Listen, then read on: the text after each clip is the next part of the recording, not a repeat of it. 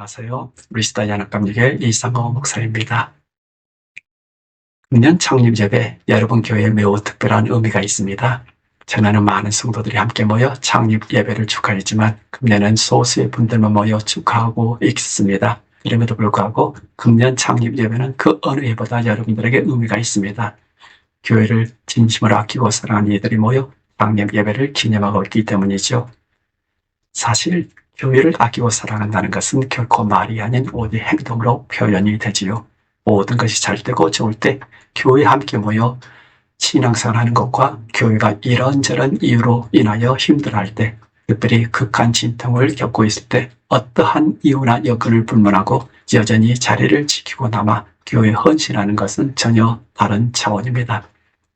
오늘 45주년 창립 예배를 드리기 위해 모인 여러분은 주 예수께서 자신의 소중한 피를 흘려 친히 세우신 교회를 사랑하기에 그 교회를 아끼고 돌보고자 헌신하고 계신 분들입니다. 그러므로 그런 분들이 함께 모여 올려드리는 창립 예배 진정 뜻깊고 의미가 있습니다. 더 나아가서 나팔마 한인연합감리교회를 뜻하신 바가 있어 세우신 주님께서 보시기에도 오늘 여러분의 예배는 기뻐 받으실 만한 예배입니다.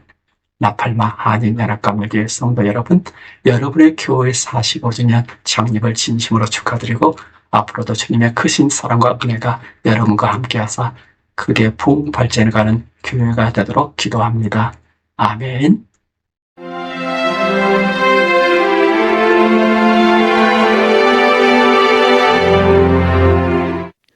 사랑하는 나팔마 한인연합감리교회 성도 여러분, 창립 45주년을 진심으로 축하드립니다. 저는 노스펠레스 연합감리교회를 담임하고 있으면서 켈팩 연회 한인 코커스 회장으로 섬기고 있는 이석부 목사입니다. 45년 동안 하나님께서 이 교회를 세우시고 수많은 세월 속에서도 믿음의 등불을 꺼트리지 않으시는 것은 하나님의 크신 은혜요, 또한 여러분의 눈물과 헌신의 열매입니다. 비록 교회의 규모는 작았을지라도 여러분의 믿음과 사랑은 결코 작지 않습니다. 하나님께서는 남은 이들을 통해서 새 일을 행하시고 계신 줄로 믿습니다. 작은 겨자씨가 큰 나무로 자라듯 나팔마 교회가 다시 한번 지역과 세대를 품는 복음의 공동체로 세워지길 축복합니다. 우리 연회의 모든 한인 교회들도 여러분과 함께 회복과 소망의 길을 걸으며 기도하겠습니다. 45주년을 맞이하며 하나님께서 담임 목사님이신 정춘옥 목사님과 여러분 한 분 한 분에게 새로운 은혜와 힘을 부어주시기를 간절히 기도합니다. 45주년 축하드립니다. 감사합니다. 시온연합감리교회를 섬기고 지난주까지 연합감리교회 한인총회 총회장으로 섬긴 이창민 목사입니다. 미 전역에 있는 200여 한인연합감리교회와 1000여 명의 한인연합감리교회 목회자를 대표해서 라팔마 연합감리교회의 창립 45주년을 진심으로 축하드립니다. 한 교회가 세워져서 45년의 세월을 지나올 수 있었던 것은 쉬운 일이 아닙니다. 하나님의 신실하신 인도하심이 있었고 성도님들의 눈물 어린 기도가 있었고 또 목회자들의 헌신이 있었기에 가능한 일입니다.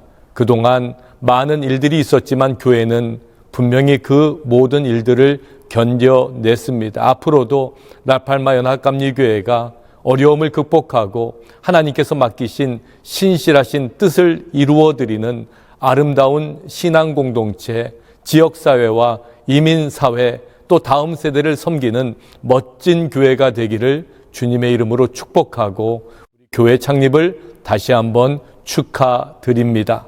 감사합니다. 예수께서 예루살렘으로 가실 때 사마리아와 갈릴리 사이로 지나가시다가 한 마을에 들어가시니 나병 환자 10명이 예수를 만나 멀리 서서 소리를 높여 이르되 예수 선생님이여, 우리를 불쌍히 여기소서. 보시고 이르시되 가서 제사장들에게 너희 몸을 보이라. 하셨더니 그들이 가다가 깨끗함을 받은지라. 그 중에 한 사람이 자기가 나은 것을 보고 큰 소리로 하나님께 영광을 돌리며 돌아와 예수의 발 아래에 엎드려 감사하니 그는 사마리아 사람이라. 10사람이 다 깨끗함을 받지 아니하였느냐? 그 9은 어디 있느냐? 이 이방인 외에는 하나님께 영광을 돌리러 돌아온 자가 없느냐? 일어나 가라. 내 믿음이 너를 구원하였느니라. 치유를 이룰 수 있는 믿음.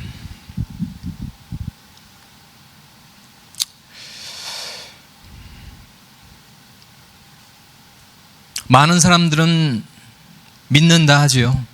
근데 그 믿음이 치유에 이를 수 있는지, 더 깊게 보면 구원에 이를 수 있는지 우리 한번 생각해 봐야 됩니다. 사단 마귀도 믿거든요. 하나님의 존재를, 예수 그리스도를 하나님의 아들로. 제가 요즘 일주일에 하루 집에 가면은 제일 먼저 제 무릎 위에 앉는 사람이 제일 먼저 제 무릎 위에 앉는 것이 무엇일까요? 힌트를 줘버렸네요. 제 아들일까요? 걔는 이제 18 됐습니다. 그러지 않죠, 더 이상. 제 아내일까요? 식었어, 그죠? 이제 식었어요.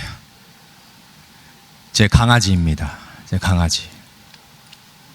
그리 핥아대고 좋아해요. 그래서 와이프한테는 미안하지만은 집에 가는 것을 제가 고대하고 기다립니다. 그 개 때문에.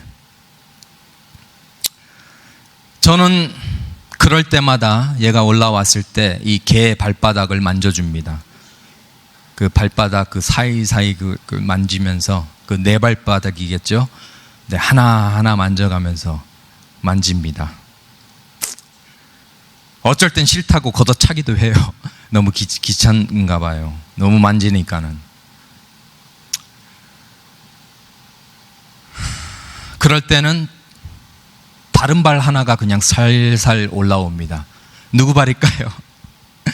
보통 제가 발을 만질 때는 테레비를 보는데 제가 앉아있고 제 무릎 위에 강아지가 앉아있고 제 오른쪽에는 그때가 데이트 시간이라 생각하고 와이프가 앉아있거든요.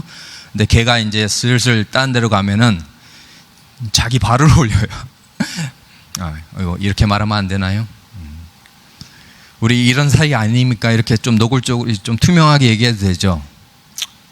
그래서 뭐 일주일에 한 번인데 그래서 만져줍니다. 여러분들은요? 여러분들은 누구의 손이나 발을 제일 많이 만지십니까? 배우자입니까? 아니면 자식들입니까? 이제 다 컸겠죠? 아니면 손주들. 손 이렇게 꼬무작 만진다고 하죠. 아니면은 제 손입니까? 제가 이번 주 난생 처음 경험한 일이 있습니다. 오늘 본문을 입에 오물오물 하면서 샤워실에 들어가서 샤워를 하다가 그만 제가 제 손을 잡았는데 울컥 하더라고요. 아니 무슨 소리요? 자기 손 안 잡아본 사람이 능겨 했을 수 있지만은 한번 신중히 생각해 보십시오. 정말로 여러분들이 여러분들 손을 잡아 보셨습니까? 자기 자신의 손을 한번 잡아 보셨냐고요? 사랑하는 마음으로 사랑하는 사람 손 잡듯이 자기 손을 잡아 봤냐는 것입니다.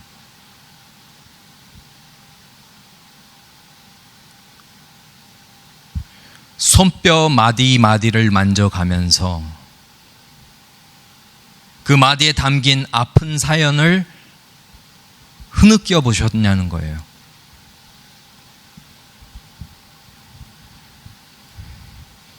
신기하더라고요. 이 마디에 뼈가 느껴지는 것이, 물론 제가 뭐 이래서 그렇지만은 그래도 제 목회 23년 수많은 노숙자들 그들의 손을 잡고 측은한 마음으로 같이 운 적은 있어도 제 나이 이제 51살 되는데 저 자신을 위해 저 자신 때문에 불쌍해서 운 적은 처음이었습니다. 신기하더라고요. 죄송합니다. 제가 지금 분위기를 망치는 소리를 하죠. 이 잔치집에서, 그죠? 이런 사람이 있어요. 제가 지금 창립 45주년을 맞이하시는 여러분들에게 무슨 소리를 하려고 하는 것입니까?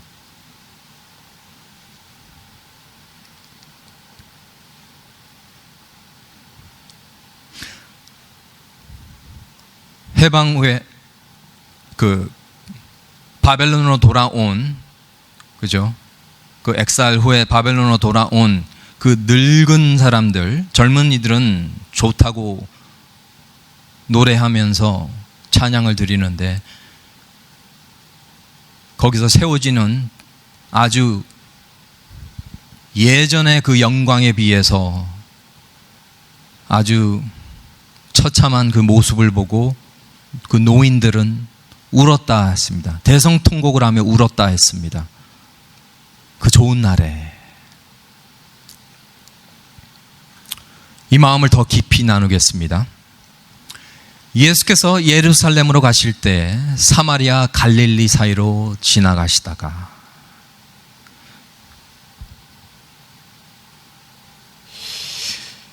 그게 이방 지역으로 알려졌던 사마리아도 아니고 예수님 사역의 주요 무대였지만은 결국 배척당하게 되는 그 갈릴리도 아닌 그 아픔 사이로 예수님께서는 예루살렘으로 향하십니다. 그 아픈 사이를 통해서. 보통 국경지대라 하면 난장판이죠.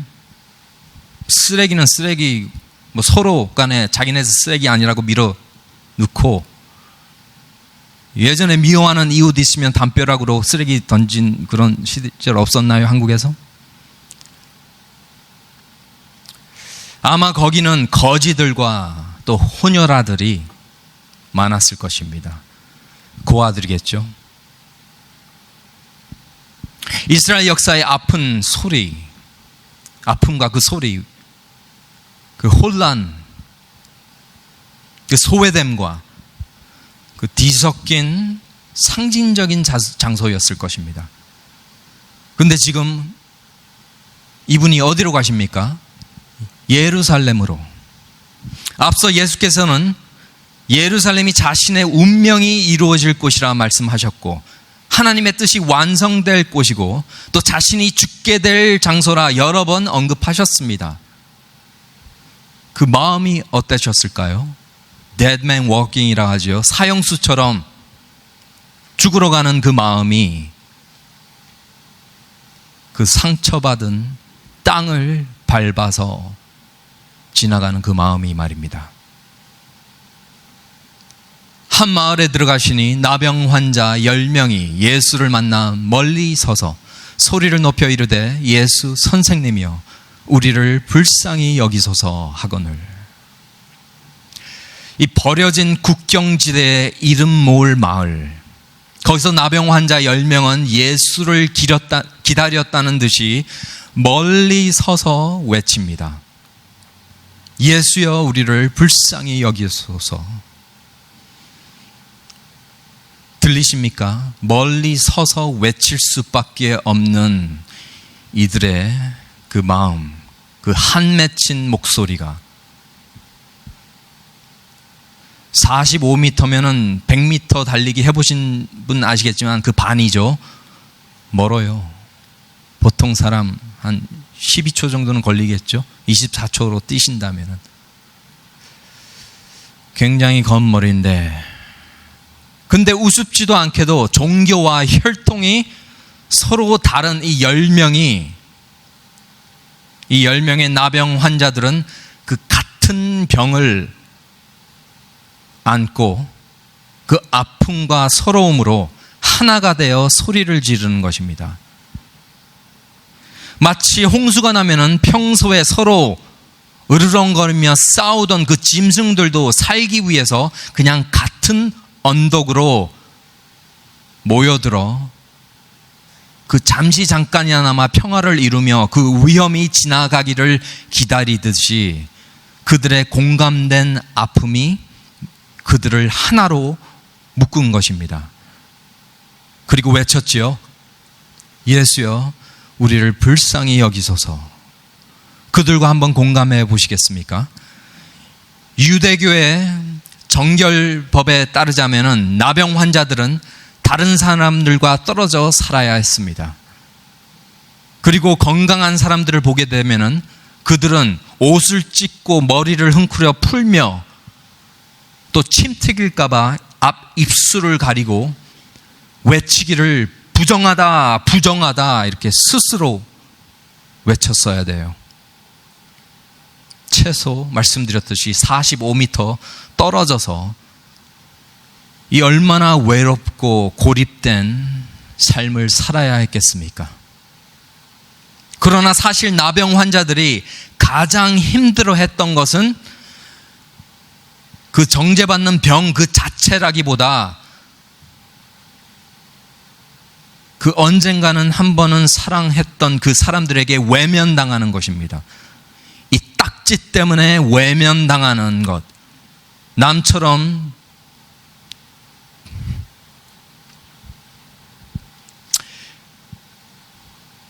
이 씁쓸한, 이 섭섭한 마음을 여러분들 공감하시겠습니까? 그럼요. 저희는 코비드-19 팬데믹 세대입니다. 그래서 그 마음을 잘 알지요. 그 당시 물론 그냥 지워버리고 싶으시겠지만은 당시 길게 고생하신 분들은 3년을 격리되어서 살지 않았습니까? 다시는 돌아가고 싶지 않은 시절입니다. 다시는 돌아 안 갈 것입니다. 팬데믹이 또 일어나도 아마도 지난 그 과거가 있기 때문에 데모하면서 일어날 것입니다. 절대 두 번 다시 그러지 않는다고. 저도 지난 16개월 여기 파송받고 혼자 살다 보니 어느덧 다시 익숙해져 버린 그 씁쓸한 그 마음을 조금은 알 것 같습니다. 근데 그들은 평생을 그렇게 살아야 했으니 예수여 우리를 불쌍히 여기소서. 하지만 그들의 존엄성은 그 질병이 삼킬 수가 없었습니다. 우리가 병에 걸려 사회에서 죄인 중에 저주받은 죄인으로 아니면은 2단, 4단, 8단으로 낙인 찍혔을지라도 하나님의 형상대로 지음받은 우리 이 사람들의 그 소중함은 절대 잃을 수가 없다는 것입니다. 그 누가 뭐라고 해도. 그래서 말하는 것입니다. 내 지금은 이래도 아직 살아있어. 그러니 날 좀 봐달라는 것입니다. 보시고 이르시되 가서 제사장들에게 너의 몸을 보이라 하셨더니 그들이 가다가 깨끗함을 받은지라. 하지만 예수님은 10명의 나병 환자를 보고 바로 고쳐주지 않으셨죠. 먼저 그 믿음의 길을 이렇게 여신 것입니다. 가서 제사장들에게 너의 몸을 보이라. 그 의미는 꼭 병이 나을 것처럼 그 믿음을 가지고 제사장에게 가서 몸을 보여주라는 것입니다. 우리의 기도와 비슷한 마음이 아닙니까? 왜 기도드립니까? 꼭 들어주실 것처럼 믿음을 가지고 아직 이루어지지 않은 것을 붙잡고 사는 거 아닙니까? 제사장들에게 가서 너희 몸을 보이라. 그들에게 너희를 회복시킬 수 있는 사회적으로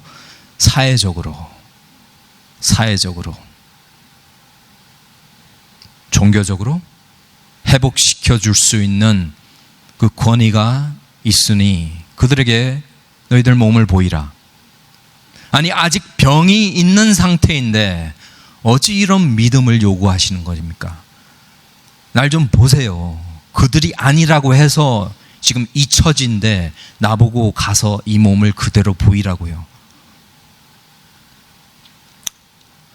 주님께서 보신 것이 있죠. 제사장이 못 보는 것, 종교학자가 못 보는 것, 이 사회가 못 보는 것. 하나님께서 지으신인데 그 창조주 하나님께서 우리에게 보시는 것이 있다는 것입니다. 너희들을 정죄하는 그에게 그 몸 그대로 보이라. 죽음의 문턱에 선 그들은 실밥이라도 잡으려 한다고 그들은 그들의 간구가 해결되지도 않았는데 그 갈급함에 그 말씀을 믿고 그대로 순종합니다. 신기하죠? 우리의 아픔에서 시작되는 그 간구, 그리고 거기서 나는 믿음, 그리고 거기서 반영되는 그 응답, 그리고 가는 그 여정에서 이루어지는 치유의 은혜가 말입니다. 지난 16개월 동안, 저 말고요, 여러분들, 지난 16개월 동안 여러분들에게 이루어진 믿음의 여정이었습니다. 우리가 7월 7일 날, 저도 아픈 몸으로 물론 왔지만은 아무도 안 오실 거라 생각했죠. 여러분들도 제가 없을 거라 생각했고, 서로 보고 얼굴도 모른 채, 누군지도 모른 채, 저 여러분들에게 인사도 못 드린 상태였어요.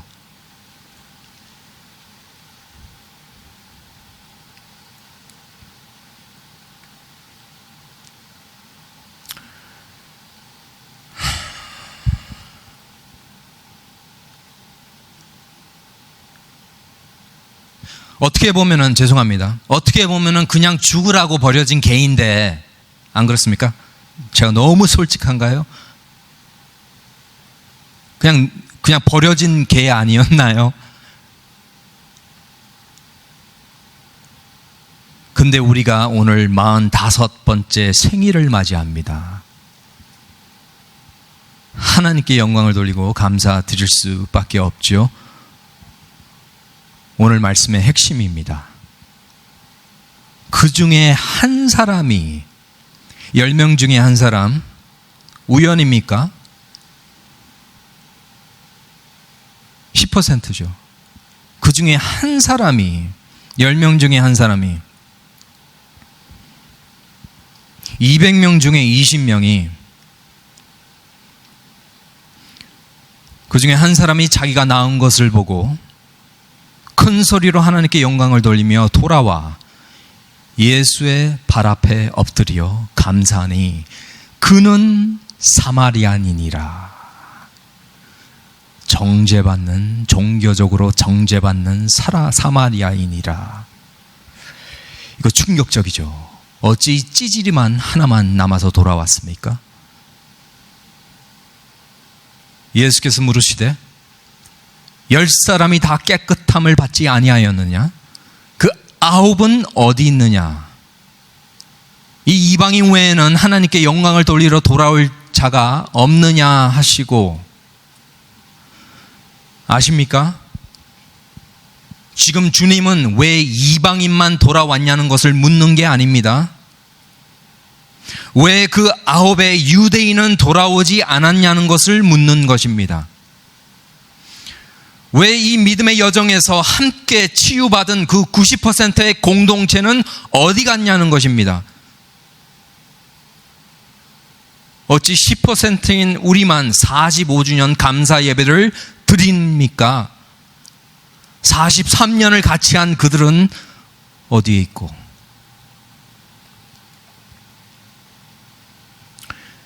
왜겠습니까? 그 9은 유대교 전통의 정결 예식대로 제사장을 찾아서 종교 사회가 알아줄 그 회복을 알리려 한 것입니다. 그래야 이 세상에서 살 것 같았기에, 바로 그것이 온전한 치유를 위한 유일한 길이라고 믿었기에, 앞서 예수께서 오해를 한 그들을 이렇게 책망하셨습니다.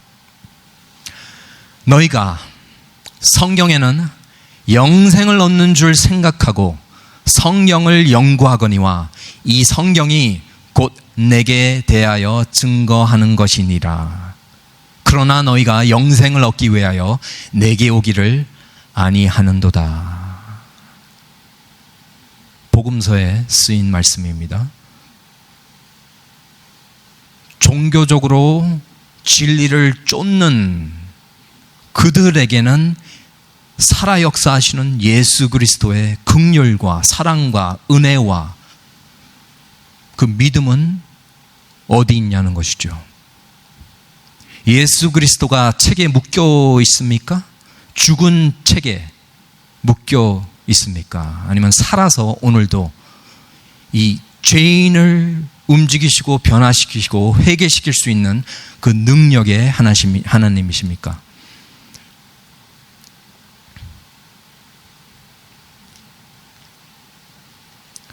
정작 생명의 근원이신 예수님 자신에게는 나오지 않는 그들, 예수 그리스도의 사랑 계명이 온 율법과 선지자의 강령이다, 이런 말씀이 있죠. 강령이다는 것은 영어로서는 depends on, 아니면 걸려 있다는 것입니다. 예수 그리스도의 사랑, 하나님의 사랑 대계명에 걸려 있는 모든 율법과 예언들, 인류의 진정한 회복은 율법을 지켜서 우리가 평화를 이룰 수 있는 것이 아니라, 율법은 사람 죽이는 것입니다. 서로 정죄하고 율법대로 칼 같은 거예요. 철칙이라고요. 죽음밖에 없어요. 율법 따라가면은.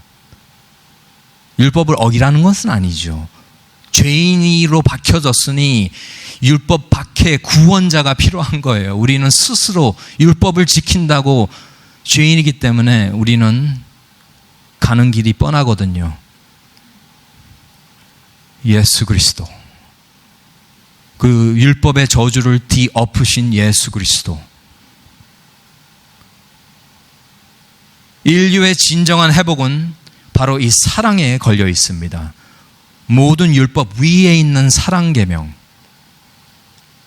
하지만은 이 사랑 계명 너무도 쉬워서 이해하고 싶지도 않는 계명이겠죠. 하나님을 사랑하고 내 이웃을 내 몸과 같이 사랑하라. 분명 여기 성경은 당시 모세오경과 예언서를 포함한 유대인들이 연구하던 그 경전을 가리키는 것입니다. Sacred Word라 하죠. 예수님은 이 성경이 자신에 대해 증언하고 있음에도 불구하고 눈앞에 바로 살아 역사하시는 그 말씀을 들어도 깨달지 못하고 보아도 알지 못하고 믿지 못하는 그들의 그 무뎌진 마음을 지적한 것입니다. 바로 이사야 선지자가 앞서 800년 전에 그렇게 예언했듯이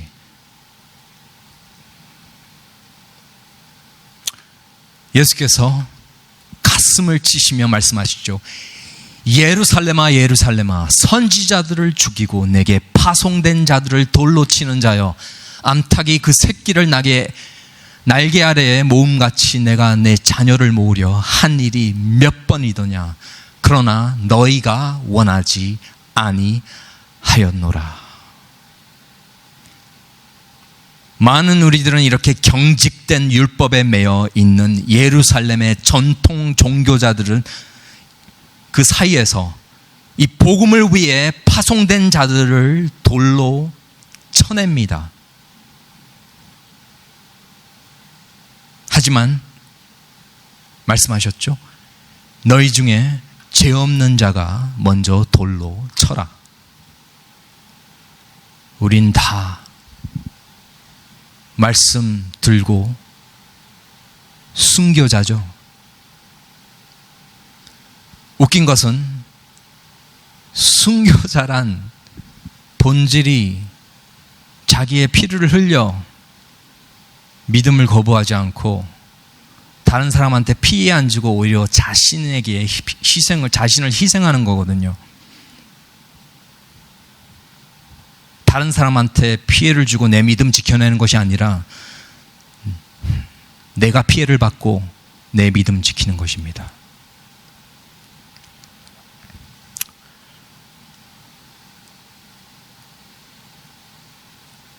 그러니 우리 손에 든 돌 내려놓으면 안 됩니까? 그리고 우리를 대속해 주신 주님을 만나면 그리스도께서 우리를 위하여 저주를 받은 바 되사 율법의 저주에서 우리가 그렇게 정죄하는 그 율법의 저주에서 우리를 속량하셨으니 기록된 바 어이구 나무에 달린 자마다 저주 아래에 있는 자라 하였습니다. 어떻게 하죠? 이 말씀대로라면은 예수께서는 저주받은 자인데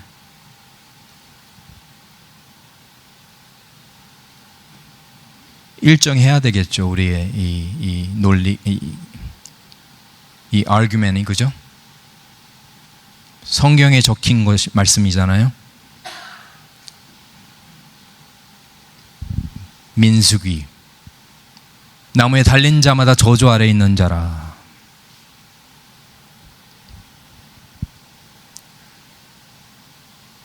놀라셨죠? 그들의 율법대로라면은 그는 나무에 달려 죽은 저주받은 사람입니다. 정죄하셔야 돼요. 왜 예수 그리스도를 믿습니까? 정죄해야지. 율법대로 정죄해야지. 아직도 그렇게 믿고 있어요. 유대인들은 그 믿음으로 아직도 그 후손들의 피를 흘려 희생시키고 있다는 것입니다. 그래서 그 슬픈 역사를 아직까지 써나가고 있습니다. 이미 속량하셨는데, 이것이 복음이거든요. 이미 속량하셨는데, 온전히 완벽하게 속량하셨는데, 그 십자가에서 모두 흩어진 후에 제자들이 유대인들의 폭도들을 피해 어두운 다락방에 숨어 두려움과 의심에 떨고 있을 때 이렇게 안 되려고, 이것은 창피한 것입니다. 수치스러운 것이에요. 어찌 이렇게 죽을 수 있어요? 제일 밑바닥의 사람만 이렇게 죽었어요. 바로 그때 그 다락방에, 어두운 다락방에 부활하신 예수께서 그들에게 오셨습니다. 근데 그때 도마가 없었어요. 다른 제자들이 도마에게 우리가 주를 보았노라 했을 때 그가 이렇게 도전했지요. 내가 그 손에 그 못자국을 보며 내 손가락을 그 못자국에 넣으며 내 손을 그 옆구리에 넣지 않고는 내가 믿지 아니하겠노라. 공감하십니까? 당연히 공감하죠. 그러니 이를 사랑하지 못하지. 그러니 하나님께서 우리를 사랑하신 것처럼 우리가 하나님을 사랑하지 못하고 내 이웃을 내 사랑같이 못하지. 예수 그리스도의 몸에 손을 안 찔러 넣어봤기 때문에 그 아픔, 자신들의 그 아픈 손을 정말로 만져보지 않았기 때문에 8일 후에 그 도전이 이루어집니다. 예수께서 도마도 함께 있는 그들 가운데 서서 이르시기를 너희에게 평강이 있을지어다. 이건 그냥 평화를 말하는 것이 아닙니다. 이 레인의 완전한 회복, 영생뿐만 아니라 이생에서 완전한 완벽한 회복을 말하는 것입니다. 영육의 회복, 그 무너졌던 관계의 회복, 그리고선 그 폭력과 억압의 상처를 보여주시며 의심에 쌓인 그 도마를 초청하십니다. 내 손가락을 이리 내밀어 내 손을 보고 내 손을 내밀어 내 옆구리에 넣어보라. 그리하여 믿음 없는 자가 되지 말고 믿는 자가 되라. 포착된 이 순간, 우리도 잠시 지난 45년의 공동체의 삶을 멈추어 서서 여러 수고와 섬김으로 함께한 이 손을 내밀어서 만져보면 안 될까요? 나를 위해서 이 상처를 받으셨다고?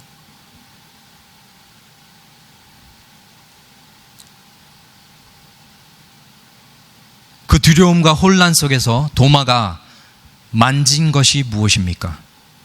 그 답은 바로 그의 고백에 있습니다. 뭐라고 했죠? 나의 주여, 나의 주님이시여, 나의 하나님이여. 내 하나님은 이런 고난 받으신다. 나를 위해서. 나를 사랑하는 사람은 끝까지 나를 지킨다.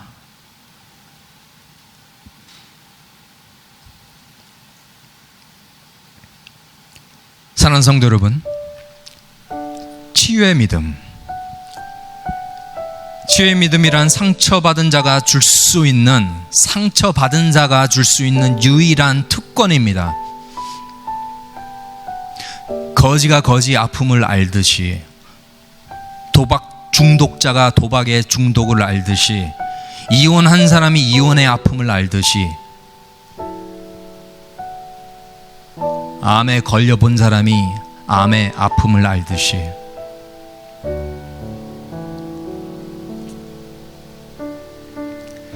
예수께서는 우리 죄로 인한 십자가의 상처를 당신의 몸에 남기셨습니다. 우리 모두의 상처를 자신에게 남기셨다고요. 바로 이 고난의 상처가 까칠한 가시가 아니라 그리스도의 사랑과 구원의 표징으로 오늘 우리에게도 증거되고 있기 때문입니다. 그 창녀에게 한 소리죠. 몸을 팔았던, 우리는 사회적으로 정죄하고 멀리하고 싶은 몸파사, 그죠? 몸을 파는 사람, 예수 그리스도께서 그를 일으켜 세우시고, 너에게 돌을 던진 자가 있느냐? 없소이다. 다시는, 이렇게 세워야죠. 먼저 다시는 그 죄를 짓지 말라. 이렇게 세워야죠. 초대를 해야죠. 오라고 해야죠. 그래야지 변하죠. 문을 닫아버리면 그들은 어디 가서 이 통곡을 하겠습니까? 하나님의 교회는 열린 교회입니다. 죄인들 보고 오라고 하는 교회라고요. 우리가 그 복음을 들고 있기에, 복음을 알기에, 우리가 희생되더라도, 정죄받고 욕을 듣더라도, 2단 4단이라고 욕을 듣더라도, 나는 하나님께서 사랑하시는 이 한 사람을 위해서 이 세상 명예와 교단이고 자시고 다 버리고 이 사람을 위해서라면은 끝까지 가겠노라 하는 이 결단, 하나님께서 아름답게 보실 것 같습니다.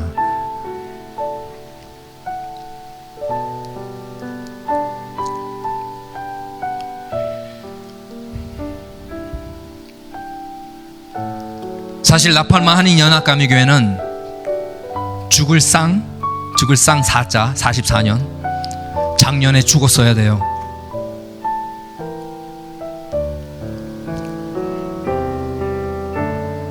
그런 깊은 상처가 있습니다. 주님의 몸된 공동체 90%가 송두리째 스스로 자해하듯이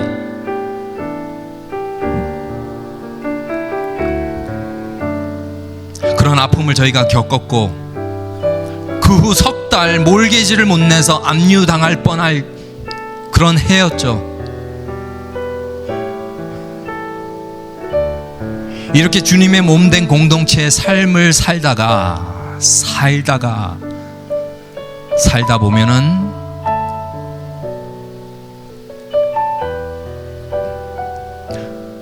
언젠가는 받아주겠지 하면서 그 믿음을 가지고 나아가다 보면은 우리도 주님의 상처 입은 몸처럼 많은 상처가 납니다. 아무리 노력해도 안 받아주는 사람이, 안 받아주는 사회가 있을 거고, 교회가 있을 거고, 그리고 그런 상황에서, 그런 세상에서 상처받은 인간들이 모인 영적 공동체는 바로 이런 공동체, 이렇게 상처받은 공동체, 저희들입니다. 이제 이런저런 풍파 다 지난 후에 창립 44주년을 맞이하는 그 남은 나머지 저희들입니다. 살아남은 저희들이에요. 귀한 보석과 같은 저희들입니다. 하나님께서 그 쓰레기 떨미에서 나중에 말씀으로 보여드리겠지만은 우리를 들어 올리셨습니다. 이렇게 긴 시간 같이 마음 아리를 하다 보니 이제 우리 너무 많은 정이 들지 않았나요? 종교가 준 아픔 속에서 우리는 하나 된 나병 환자처럼 한 목소리로 지난 16개월 동안 꿈과 같은 45주년을 바라보며, 오늘은 우리가 포부가 있죠. 꿈 같은, 여기 오신 분들, 특별히 우리 어르신들 선포합니다. 50주년 우리 같이 지내죠. 뭐 5년입니다. 여러분들 가능해요.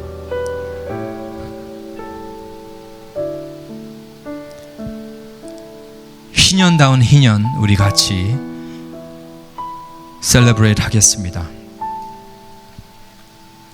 이렇게 치유의 믿음을 입은 이 지극히 작은 자들에게 하나님께서 명하십니다. 오늘 말씀 마지막 부분, 일어나 가라, 내 믿음이 너를 구하였느니라 하시니라. 세상에서 버림받은 그 한 사람에게 일어나 가라, 내 믿음이 너를 구원하였느니라. 에니스테미. 사도행전에선 같은 단어를 이렇게 말씀하십니다. 하나님께서 우리를 사망에, 저희가 개인 퍼스널라이즈 해서 그런데 하나님께서 그를, 예수 그리스도인데 하나님께서 몸된, 예수 그리스도의 몸된 우리를 사망의 고통에서 풀어 살리셨으니, 일으켰으니 이는 우리가 사망에 매여 있을 수 없음이니라. 우리는 사망에 매여 있을 수 없는 하나님의 부활의 공동체입니다. 그러니 주님의 부활의 몸처럼 이 몸에 체현된 상처는 과거의 수치가 아닌 것입니다. 구원을 받은 우리에게는 오히려 하나님의 능력이자 부활의 증표입니다. 여러분들이 바로 부활의 증표라고요. 아직도 살아있네, 아직도 문 안 닫았네, 한두 번 들은 소리 아니죠. 우리 그분들 보고 이거 한번 찔러보세요. 이게 꿈인가 한번 콕 찔러보세요.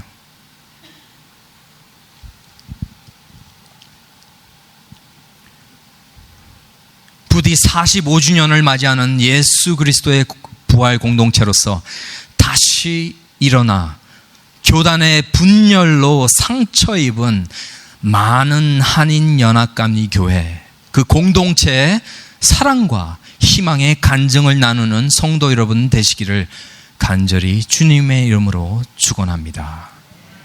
주님은 가난한 자를 먼지떨미에서 일으키시며 궁핍한 자를 거름더미에서 들어 세워 지도자들, 죄송합니다. 근데 말씀이 뭐 이러니 어쩔 수 없습니다. 쓰레기 더미에 있는 그 찌질이를 지도자로, 제가 이렇게 말씀드렸는데 죄송합니다. 그렇지만은 말씀 그대로 곧 그의 백성의 지도자들과 함께 세우신다.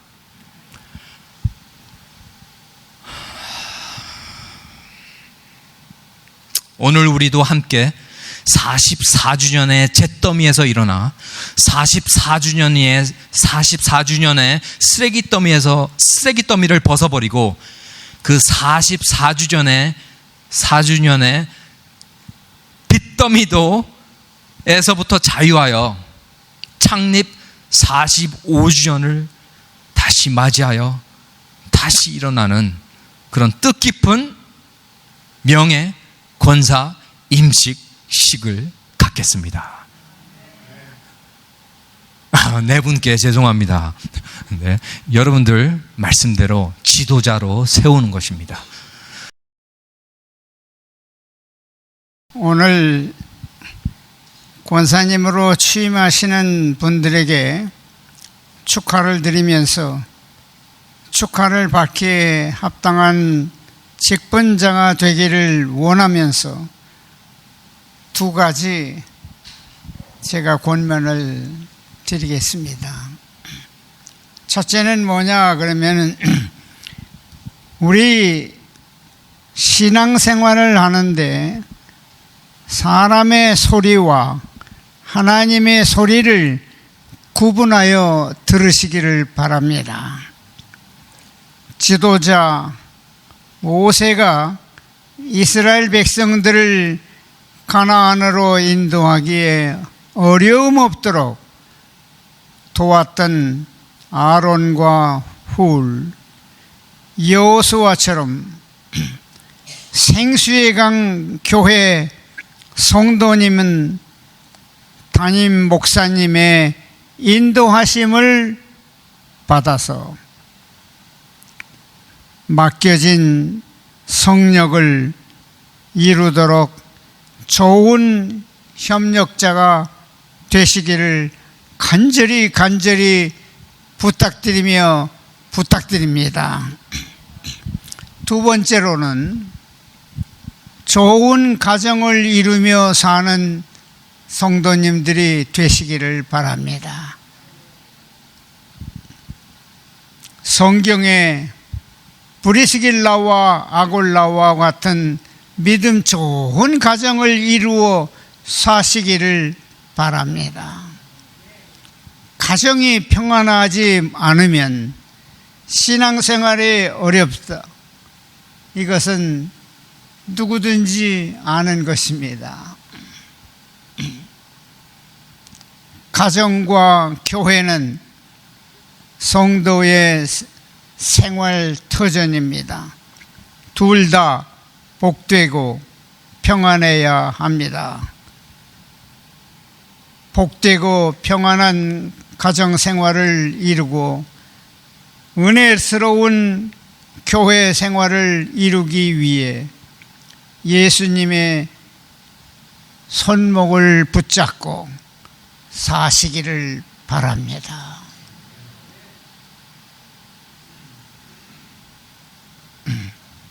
예수님의 손목을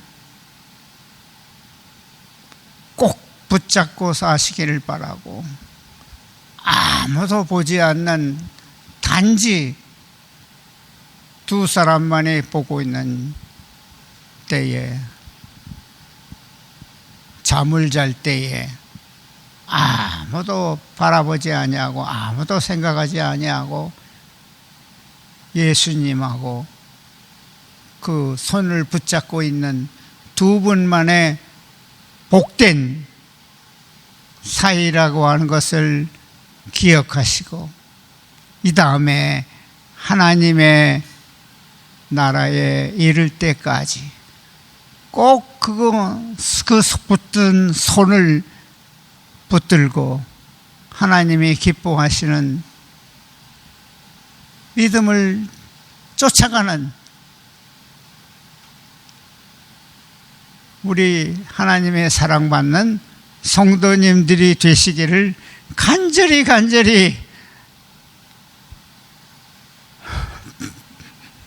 바랍니다.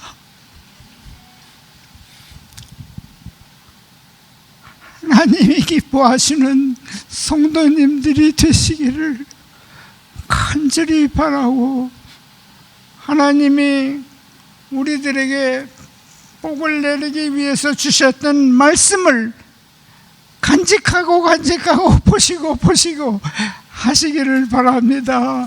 감사합니다.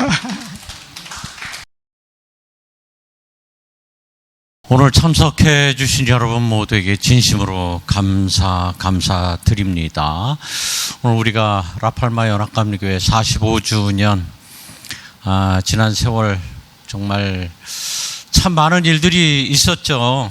창립기념일을 맞이하면서 온 마음으로 감사와 기쁨을 나누는 그런 자리에 우리가 서 있습니다. 이 거룩하고 복된 날 정말 주님께 모든 영광을 올려드립니다. 45년 전에 이곳에 작은 씨앗 하나가 심겨졌죠. 전용재 목사님이 일대 목사님이셨어요. 전용재 목사님이라고 여러분 아마 잘 모르실 텐데 분당에 있는 불꽃감리교회 담임 목사님이시고 지금은 은퇴하셨어요. 감독도 하시고 그러셨던 분이세요. 2대 목사님으로 이제 정영길 목사님이 이제 2대 담임이셨고 3대로 제가 이제 11년을 목회를 세리토스 연합감리교회에서 했습니다. 그때가 1999년도였는데 1999년도에 세리토스에서 알테시아 세리토스 연합감리교회라고 있는 미국 교회에서 제가 부임을 했을 때가 창립 19주년 정도였던 것 같아요. 그리고 제가 창립 20주년을 아주 크게 축하를 했던 기억이 있습니다. 그때 당시에 우리 도지아 권사님은 50대였었을 것이고 우리 최춘희 집사님, 홍병수 집사님 저 뒤에 계신데 30대 후반, 40 초반? 최춘희 집사님은 아마 30 후반 정도였던 것 같아요. 아주 젊은 그런 분들하고 함께 목회를 했던 기억이 납니다. 이런 믿음의 선배들이 모여서 기도로 시작했던 세리토스 연합감리교회가 이제 라팔마로 옮기게 됐죠.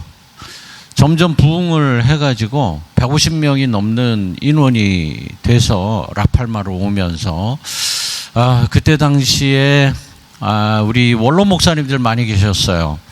우리 오늘 허순옥 사모님 앉아 계신데 허성규 목사님 계셨고 이한 목사님 계셨고 유원아 목사님 계셨고 정영길 목사님, 성열구 목사님 아마 한 6분 정도의 원로 목사님들이 계셨던 것 같아요. 그런 분들과 함께 정말 신나게 저의 인생의 가장 젊은 40대를 라팔마 연합감리교회에서 세리토스 연합감리교회에서 보낸 11년의 세월이었구나 하는 생각이 듭니다. 정말 척박했던 환경 속에서도 지금 말씀만을 붙들었던 그 열정과 믿음과 미래를 향한 비전을 생각하면 지금도 가슴이 벅차오릅니다. 이 45년의 역사 결코 우리만의 힘으로 이룬 것이 아니죠.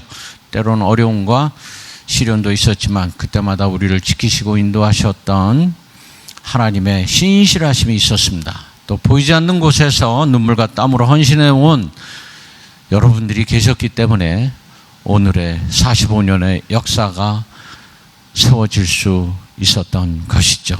정말 헌신하신 여러분 모두에게 진심으로 박수를 드립니다. 이 45년이라는 시간, 한 교회가 지역사회 터전을 닦고 수많은 영혼을 주님께로 인도하고 다음 세대를 믿음 위에 세우는 그런 성숙한 시간이 되었을 것이었습니다. 그러다가 이렇게 분열의 아픔을 겪게 되고 참 힘든 시간을 우린 지금 지내고 있습니다. 그러나 하나님은 살아계시고 저는 이 자리에 하나님이 역사하고 계심을 느낍니다. 하나님 우리 교회를 축복하고 계시고 사랑하는 나의 아들아 딸아 라고 부르시는 음성을 듣습니다. 어느 누가 감히 교회를 흉보고 힐난하고 그럴 수 있겠습니까? 이 자리에 함께 하신 저와 여러분들이 바로 앞으로의 미래의 비전을 바라보고 나아갈 분들이라고 믿고, 우리 정춘홍 목사님의 목회 비전을 따라서 내년 또 후년, 앞으로 5년 후에 50주년을 맞이할 수 있을 것이라고 저는 믿습니다. 이 자리에 함께해 주신 여러분 기도와 격려, 그 힘으로 그리 될 줄로 믿습니다. 이제 은혜의 45년 마무리하고 비전의 새로운 50년을 향해 힘찬 발걸음을 함께 내딛기를 간절히 바랍니다. 하나님이 그리 이루실 줄 믿습니다. 마지막으로 오직 여호와를 앙망하는 자는 새 힘을 얻으리니 독수리가 날개치며 올라감 같을 것이요 라고 약속해 주셨습니다. 이 말씀 붙잡고 함께 승리의 길을 걸어갈 수 있기를 주님의 이름으로 간절히 축원합니다. 아멘. 자비로우신 하나님, 오늘도 우리에게 생명과 건강을 허락하시고 예배의 자리로 인도하심에 감사드립니다. 주님, 10명의 나병 환자 중 지극히 작은 자 한 사람이 돌아와 감사드렸던 것처럼 저희도 지난 45년간 받은 은혜를 기억하며 지극히 작은 소수의 성도들이 큰 감사한 마음으로 이 예물을 드립니다. 이 헌금이 단순한 물질이 아니라 온전한 믿음의 고백이 되게 하시고 주님의 나라와 영광을 위해 아름답게 사용되게 하옵소서.